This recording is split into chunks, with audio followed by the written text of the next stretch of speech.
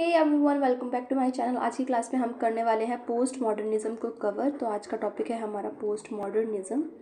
जब हम बात कर रहे हैं पोस्ट मॉडर्निज्म की, इसका मतलब है कि हमने इससे पहले की क्लासेस में जो जो चीज़ें कर ली हैं, मैं ये उम्मीद कर रही हूँ that you guys know all this fact about post structuralism and structuralism modernism. क्योंकि पोस्ट मॉडर्निज्म की जब हम बात कर रहे हैं, इसका मतलब है कि ये मॉडर्निज्म की बाद आया था। मॉडर्निज्म का अलग से कोई मूवमेंट स्टार्ट नहीं कर रखा है हमने, क्योंकि मॉडर्निज्म में वो चीज़ें नहीं थी जो कि हमारे काम की आई, इसीलिए हम सीधे पोस्ट मॉडर्निज्म पे आए हैं। पर मैं आपको समझाऊंगी ज़रूर कि पोस्ट मॉडर्निज्म आखिर किसके रिस्पॉन्स में था और मॉडर्निज्म क्या था। जब हम बात करते हैं पोस्ट मॉडर्निज्म की, तो ये हमारा स्टार्ट हुआ था नियरली 1950s के अराउंड में ये चल रहा था। और जब 1950s की बात करते हैं, तब आपको पता होना चाहिए कि वर्ल्ड वॉर जो हमारे थे, वर्ल्ड वॉर 1 और 2 दोनों यहाँ पे कहीं ना कहीं एंड हो चुके थे। ठीक है, तो यहाँ पे एंड हो चुके थे। वर्ल्ड वॉर की बात मैंने यहाँ पे क्यों करी है, क्योंकि वर्ल्ड वॉर की जो सेटिंग थी, जिस तरीके से ब्लड शेड हुआ था, और जिस तरीके से जो वर्ल्ड वॉर टाइम पे जो एक साइंटिफिक चीज़ को लेके इंसान चल रहा था ना, मशीन्स का, ये सब चीज़ों का, तो लोगों ने देखा कि भाई उससे कुछ फ़ायदा तो हुआ नहीं है, बल्कि हमारा डिस्ट्रक्शन ज़्यादा हुआ है, ब्लड शेड हुआ है। जो वर्ल्ड हम बात कर रहे थे, जिस वर्ल्ड की बात कर रहे थे, वो जो वर्ल्ड है वो कैसी हो चुकी है, वो फ्रेगमेंटेड हो चुकी है, फ्रेगमेंट हो चुका है उसमें। तो हर एक चीज़ की हम इसमें बात करने वाले हैं। यहाँ पे कोई सेंटर नहीं बचा है, क्योंकि जो वर्ल्ड है वो टूट चुका है। हर एक चीज़ की हम बात करेंगे। ऑलराइट, तो जब हम बात कर रहे हैं पोस्ट मॉडर्निज्म की, तो इसमें आपको क्या पता होना चाहिए कि पोस्ट मॉडर्निज्म में एक शिफ्ट आएगा। शिफ्ट क्यों आएगा? क्योंकि मैंने आपको बोला कि मॉडर्निज्म के बाद पोस्ट मॉडर्निज्म स्टार्ट हुआ था, तो इसीलिए एक शिफ्ट आएगा यहाँ पर। और यहाँ पे क्या है कि शिफ्ट किस चीज़ का होगा? शिफ्ट इस चीज़ का होगा कि जो पर्सन है, जो पीपल है, वो किस तरीके से सोसाइटी को देखते हैं, या फिर वो किस तरीके से लिटरेचर को किस तरीके से देख रहे हैं, या फिर वो सोसाइटी को किस तरीके से देख रहे हैं। तो उसकी बात करेगा कि कैसे वर्ल्ड वॉर के बाद, वो जो हमारा वर्ल्ड वॉर हुआ था, उसके बाद जो लोगों का प्रोस्पेक्टिव है, जो पीपल का जो देखने का तरीका है, वो काफ़ी चेंज हो जाता है वर्ल्ड वॉर की वजह से। उसकी बात हमारा पोस्ट मॉडर्निज्म करता है। पोस्ट मॉडर्निज्म में एक और चीज़ की बात करी जाती है, जिसको हम बोलते हैं कंज्यूमर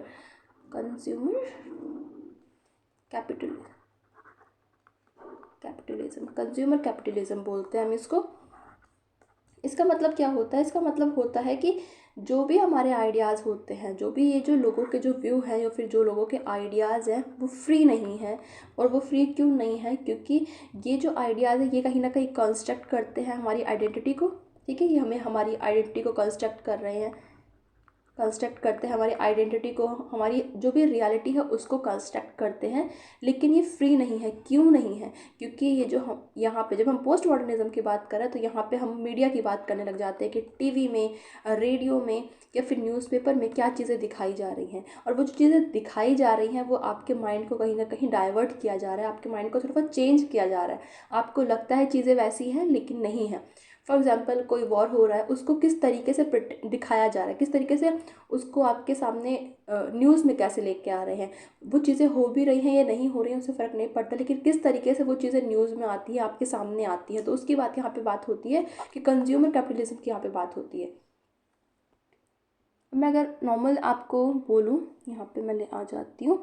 यस, अगर मैं एक नॉर्मल सी बात बोलूँ आपको कि यहाँ पे हम मॉडर्निज्म लिख लेते हैं, हमारा मॉडर्निज्म है हमारा, एंड यहाँ पे हमारा पोस्ट मॉडर्निज्म अगर हम लिख लें, पोस्ट मॉडर्निज्म। तो अब हम इसमें क्या बात, देखो मॉडर्निज्म हमेशा किसके बात करता था? मॉडर्निज्म बात करता था कि मॉडर्निज्म में ना एक चीज़ ऐसी आई थी कि कोई भी नई तरीके की हमारी नया कोई जॉनरा निकल के नहीं आया था। यहाँ पे एक इम्पॉर्टेंट वर्ड है जिसका नाम आपको पता होना चाहिए, ये है, ये इसको हम बोलते हैं पैस्टिश। पैस्टिश मतलब जैसे हम पेस्ट करते हैं ना, एक पेस्ट, या ये चीज़ें जैसे हमारा जो पेस्ट करने का वर्क होता है, पैचेस जो होते हैं, थोड़ा सा सामान यहाँ से लिया, थोड़ा सा सामान वहाँ से लिया, और उसके बाद कोई एक नया स्टाइल कंस्ट्रक्ट कर दिया, उसकी बात होती है मॉडर्निज्म में। ये जो टर्म है ना पैस्टिश, इसको याद रखना, क्योंकि जब आप मॉडर्निज्म पोस्ट मॉडर्निज्म की बात करते हो तो इनकी बात आती है। जब हम इसमें बात करते हैं हमारे पोस्ट मॉडर्निज्म में, तो क्या है, यहाँ पे नए नए जॉनरा आने लग जाते हैं। मतलब कि एक तरीके से न्यू जो हमारा, हम बोल सकते हैं न्यू जॉनरा कैसा? वो जॉनरा अभी अभी हम थोड़ी देर में देखने वाले हैं कि किस तरीके से एक नए तरीके की राइटिंग यहाँ पे स्टार्ट हो जाती है। जब हम बात करते हैं मॉडर्निज्म की, मॉडर्निज्म क्या बोलता है? मॉडर्निज्म में हमेशा दिखाया जाता है कि जो वर्ल्ड है ना आपका, ये हमेशा डिपिक्ट करते हैं ऐसे, जैसे कि ऐसे डिपिक्ट करते हैं वर्ड को। वर्ड ऐसा होता है जैसे फ्रेगमेंटेड है, ठीक है, फ्रेगमेंटेड। क्यों? क्योंकि मैंने अभी बोला कि उस टाइम पे वर्ल्ड वॉर हो रहा था। जब हमने कहा कि पोस्ट मॉडर्निज्म 1950s की बात करता है, देन ऑब्वियसली 1900 के अराउंड की बात करेगा, और उसी टाइम पे हमारे 2 वर्ल्ड वॉर हो चुके थे।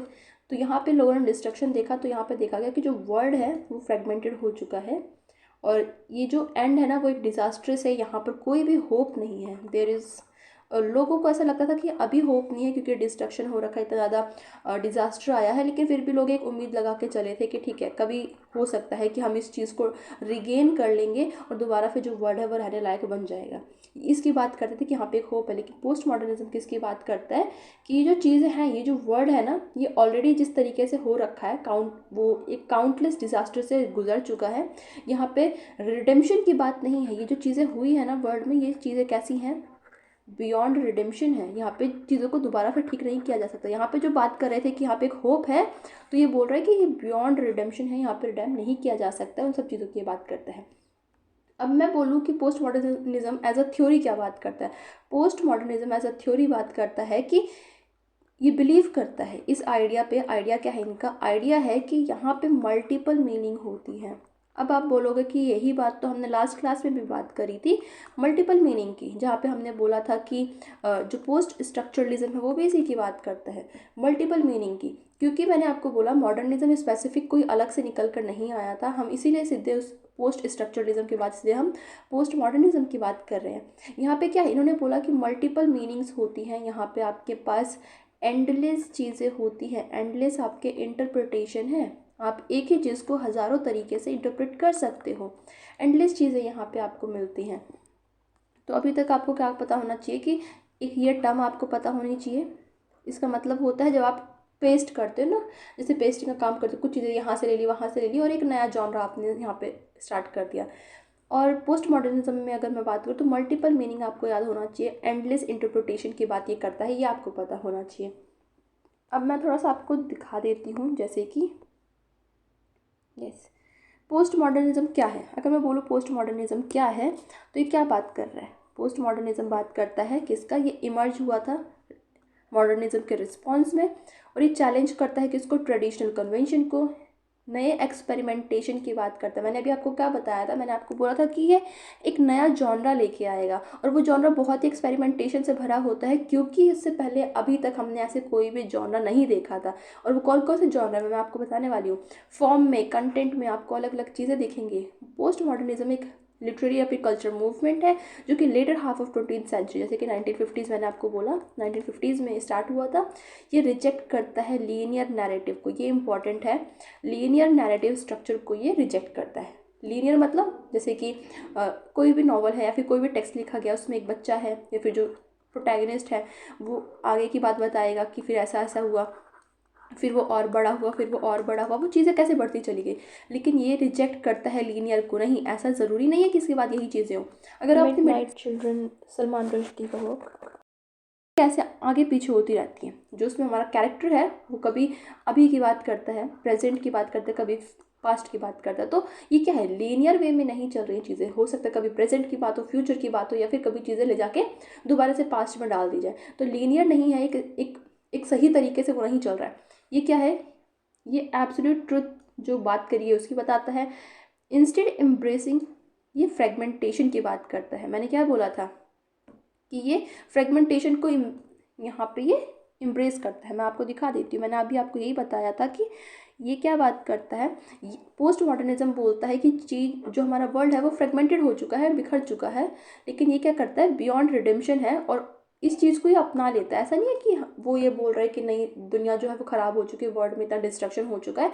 ये उस चीज़ को एम्ब्रेस कर लेता है कि ठीक है, हर एक टाइम का अपना अपना टाइम पीरियड होता है, कुछ ना कुछ चीज़ें होती है, तो वो उस चीज़ को एम्ब्रेस करता है। स्केप्टिसिज्म होता है जब आप चीज़ों को क्वेश्चन करने लग जाते हो। और सेल्फ अवेयरनेस की, ये बात अभी आपको ध्यान रखनी है। आगे अगर मैं बोलूँ इसमें कुछ मेन थीम्स थे, जैसे मैंने आपको बोला कि इस टाइम पे कुछ नए जॉनरा निकल के आए थे, कुछ थीम्स हैं, कुछ मोटिव्स हैं जो पोस्ट मॉडर्न लिटरेचर में आपको देखने को मिलेंगे। उसमें से फर्स्ट है आपका मेटाफिक्शन। अब मेटाफिक्शन क्या होता है? देखो, अगर आपने कुछ इंपॉर्टेंट वर्क्स हैं, अगर आपने उन्हें पढ़ा है तो मैं उसके हिसाब से बताऊंगी। मेटाफिक्शन की जब हम बात कर रहे हैं जो टेक्स्ट है वो आपका अटेंशन इस तरीके से ड्रॉ कर देता है अपने ही स्टेटस पे। पहले मैं इसकी लैंग्वेज पढ़ती हूँ, उसके बाद मैं अपनी लैंग्वेज बताती हूँ।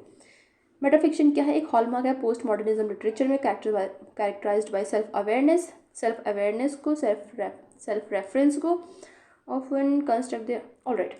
अब मैं बात करती हूँ, अगर आपने एक वर्क का नाम है जिसका नाम है if on a winters night a traveller, ठीक है, ये एक बुक का नाम है जिसे लिखा है इटालो कैल्विनो ने, ठीक है, ये एक बुक का नाम है। अब जब आप इस बुक को कभी पढ़ोगे, हालांकि ये बुक बहुत बोरिंग है बट स्टिल अगर आप इसकी समरी भी पढ़ना चाहोगे ना एक बार, तो आप उसमें देखोगे इसकी स्टार्टिंग पता है कैसी होती है। उसमें इसमें बोला गया है, फर्स्ट पेज पे ही बोला गया है कि आप मतलब कि एज अ रीडर, जो आप हो या फिर एज अ रीडर मैं हूँ, हमें सीधे उस बुक में एड्रेस किया गया है। और वो क्या बोल रहा है? वो बोलता है कि आप एक बुक स्टोर पे गए हो और वहाँ पे बुक स्टोर पे जाके आपने एक बुक परचेज करी है और बुक का नाम है if on a winters night a traveller. आपने बुक स्टोर पे जाके यही बुक परचेज करी है, इसी टाइटल की बुक। अब आप इस बुक को पढ़ना चाहते हो, आप इस बुक को घर पे लेके आ गए हो, आप पढ़ रहे हो, और जब आप पढ़ रहे हो तो आपने देखा कुछ पेजेस के बाद कि कुछ पेजेस के बाद जो स्टोरी है वो ये बुक है ही नहीं। मतलब कि नाम यही बुक का छपा हुआ है उस पर, लेकिन ये बुक वो नहीं है। आप फिर से जाते हो, फिर से उन बुक को ढूंढने लग जाते हो, तो आप इस बुक में देखोगे कि सीधे सीधे आपको रीडर की तरह इसमें सीधे सीधे बोला गया है, एज अ रीडर आपको सीधे एड्रेस किया गया है कि जो बंदा पढ़ रहा है वो कैपिटल आर है, इसके अंदर एक और रीडर है जिसको स्मॉल आर से बोल रखा है। तो ये क्या है कि सीधे सीधे आपको एड्रेस किया जा रहा है। और ये क्यों कर रखा है? ये जो मेटाफिक्शन का एक नया, हम बोल सकते हैं जॉनरा था, एक नई तरीके के थीम लेके आए थे पोस्ट मॉडर्निज्म में। ये क्यों था? ताकि आपको ये रियलाइज़ करवाया जा सके कि ये जो आप पढ़ रहे हो ये सिर्फ एक फिक्शन है। क्योंकि अगर आप कोई बुक पढ़ने लग जाते हो आप उस बुक में खो जाते हो। लेकिन पोस्ट मॉडर्निज्म किसकी बात करता है? सेल्फ रेफरेंशियलिटी की बात करता है, सेल्फ अवेयरनेस की बात करता है। अवेयरनेस किसकी? अवेयरनेस इसकी कि आप जो पढ़ रहे हो वो एक टेक्स्ट बुक है, वो एक फिक्शन है। इसीलिए आपको बार बार जो ऑथर है वो आपको डायरेक्टली आपसे बात करता है, डायरेक्टली आपको कहीं ना कहीं अप्रोच करता है कि एज ए रीडर आप ये कर रहे हो, एज ए रीडर आप वो कर रहे हो, अब आप यहाँ पे गए, अब आप एक स्टेशन पे खड़े हो। इस तरीके से पूरी बुक लिखी गई है। ये क्यों? ताकि आपको पता चल सके कि आप एक फिक्शन को पढ़ रहे हो। इसकी बात करते हैं। अब इंटरटेक्चुअलिटी की बात करी गई है इसी में। इंटरटेक्चुअलिटी का मतलब क्या होता है? एक बुक के अंदर दूसरे बुक का कहीं ना कहीं रेफरेंस देना। ये यहाँ पे फ्रीक्वेंट रेफरेंसेस की मैंने बोला ना, रेफरेंस देना। Engage with other text. जब आप इंटरटेक्चुअलिटी की बात करते हैं तब आप पढ़ते हो जूलिया का नाम, जूलिया क्रिस्टेवा का नाम। 1 सेकेंड।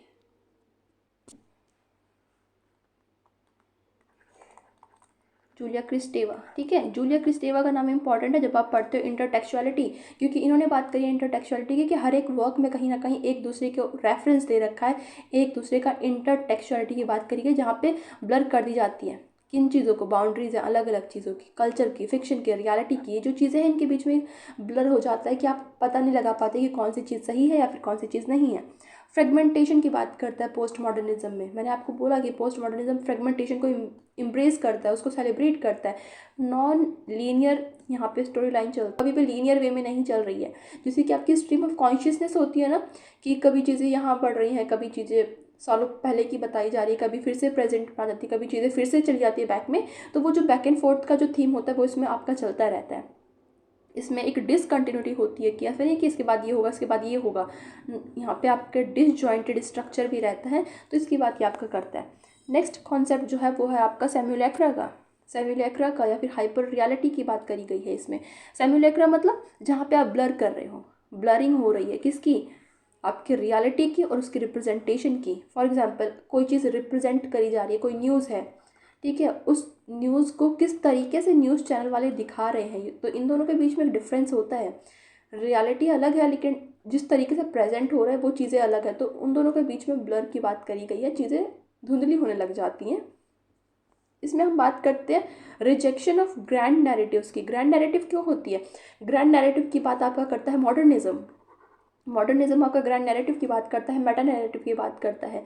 ये क्या है? पोस्ट मॉडर्निज्म इसको कहीं ना कहीं क्वेश्चन कर देता है, existence of the overarching universal truth की ऐसी कोई भी चीज़, मतलब कोई एक पर्टिकुलर चीज़ नहीं है, ये इसकी बात करता है। और ये किसको एम्ब्रेस करता है? मैंने बोला ना कि कोई एक पर्टिकुलर चीज़ नहीं है, और इसीलिए प्रेस करता है मल्टीपल चीज़ों को, मल्टीपल आइडियाज़ को, जो भी उस कॉन्टेक्स्ट के अंदर है। ये चीज़ें आपको पता होनी चाहिए।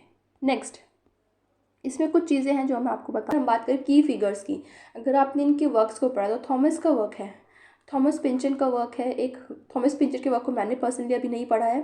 देन आपके डॉन डेडेलियो हैं, इटालियन, मैंने आपको बताया था ना, इनका ही एक वर्क बताया था अभी मैंने, if on a winters night, ठीक है, ये उनका वर्क है, ये इसमें आता है। सलमान रुश्दी का मिडनाइट चिल्ड्रन इसमें आता है। एंजेला कार्टर का द ब्लडी चैम्बर इसमें आता है, द ब्लडी चैम्बर।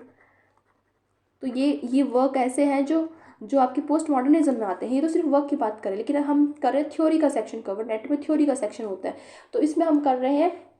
तो उसमें आपको कुछ इंपॉर्टेंट क्रिटिक्स हैं, या फिर जो हम बोल सकते हैं पर्सन है जो पोस्ट मॉडर्निज्म थ्योरी के अंदर आते हैं, पोस्ट मॉडर्निज्म जो हमारा मूवमेंट था उसके अंदर आते हैं। तो हम पहले बात कर लेते हैं कौन कौन से पर्सन हैं आपके पास है जीन बॉडराल्ड, ठीक है, इन्होंने बात करी है सैमुअल एक्रा की। अब सैमुअल एक्रा और सैमुलेशन, इन सबको हम डिटेल में नेक्स्ट क्लास में करेंगे। अभी फ़िलहाल में बस इनका नाम लिख देती हूँ, सैमुअल एक्रा है एंड सैमुलेशन है, इसकी बात इन्होंने करी है। इन्होंने बात करी है हमारी हाइपर रियलिटी की। और ये चीज़ें ऐसी नहीं है कि ये सब बकवास है, जब आप पेपर देखते हो तो आपको पता चलता है कि चीज़ें पूछी जाती हैं। जैसे कि एक क्वेश्चन आपका आ रखा था जहाँ पे आपसे हाइपर रियलिटी पूछी गई थी कि इसका कॉन्सेप्ट किसने दिया, तो आपका जीन बॉडराल्ट ने दिया है। देन आपके पास है जूलिया क्रिस्टेवा, मैंने अभी आपको बताया था जूलिया क्रिस्टेवा की जब बात होती है तो हम बात करते हैं इंटरटेक्चुअलिटी की बात करते हैं कि हर एक जो टेक्स्ट है वो टेक्सुअलिटी की बात करते हैं, आपस में कनेक्ट हो रखा है, ये चीज़ इससे है। इस बुक का कोई रेफरेंस दे रखा है, इस बुक में हो सकता है किसी तीसरी बुक का कोई रेफरेंस दे रखा हो। तो एक वर्क को पढ़ने के लिए जो रीडर है वो हज़ारों बुक को पढ़ता है और खुद अपनी जो अंडरस्टैंडिंग है, मीनिंग है, उसे क्रिएट करता है। देन आपके पास है जीन लोटार्ड भी हमारे जो है पोस्ट मॉडर्निज्म में आते हैं। देन आपके पास है फेडरिक जेमसन की भी बात हम करें तो ये भी एक इम्पॉर्टेंट फिगर है जब हम बात करते हैं पोस्ट मॉडर्निज्म में। ल्यूटार्ड की बात करें तो इनकी जब हम बात करते हैं तो हम बात करते हैं मेटा नैरेटिव की। वन सेकेंड, क्या मेटा नैरेटिव की बात करते हैं, हम इनकी बात करते हैं। तो मेटा नैरेटिव्स क्या हैं, जो कहीं ना कहीं आप किस तरीके से चीज़ों को दिखाया जा रहा है। मैंने अभी आपको बोला था कि जो मेटा नैरेटिव है वो पोस्ट मॉडर्निज्म कहीं ना कहीं उस चीज़ को रिजेक्ट कर रहा था। और लोटार्ड बात करते हैं इसी की, ग्रैंड नैरेटिव्स की बात करते हैं वो, इसी में बात करते हैं वो ग्रैंड नैरेटिव्स की बात करते हैं।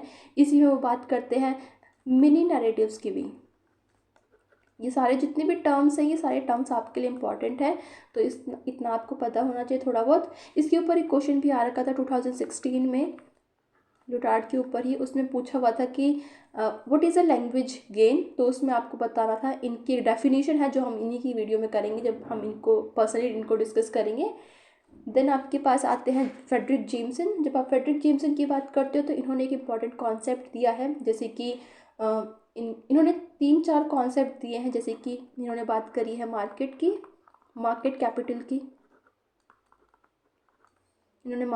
की बात करी है, इन्होंने लेट कैपिटल की बात करी है, कैपिटलिज्म की बात करी है, ठीक है। इन्होंने बात करी है और आगे इन्होंने बात करी है हमारी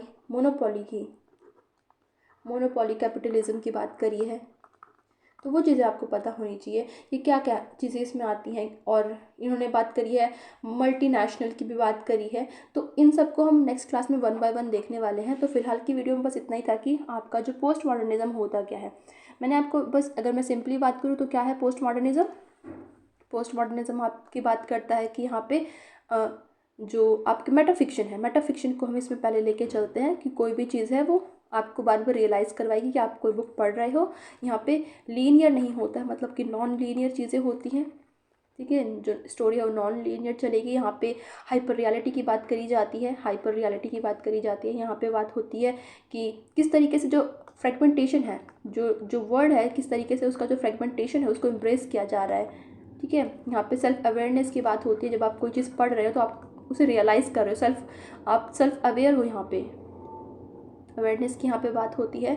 यहाँ पे आपकी जो ग्रैंड नैरेटिव्स हैं उनकी बात करी जाती है कि ग्रैंड नैरेटिव किस तरीके से या फेमिनिन नैरेटिव क्या है। तो ये चीज़ें आपको पता होनी चाहिए। और पर्सन में मैंने आपको बोला कि आपको कुछ लोगों के नाम याद होने चाहिए। अगर आप बात करते हो पोस्ट मॉडर्निज्म की, जील बॉलवार्ड है, जूलिया क्रिस्टेवा है, जीन लोटार्ड है, फ्रेडरिक जेम्सन है। तो आज की वीडियो में हम इतना ही करने वाले हैं। नेक्स्ट वीडियो में हम स्टार्ट करेंगे, इन्हीं को 1 बाय 1 देखने वाले हैं।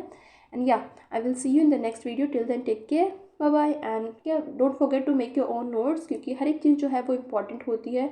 जब आप 1 बाय 1 किसी चीज़ को लिख रहे हो, एटलीस्ट आपके पास कुछ चीज़ें हैं जो आप पेन डाउन कर रहे हो, ताकि आप लास्ट में उसको रिवाइज कर सको। सो या बाय बाय।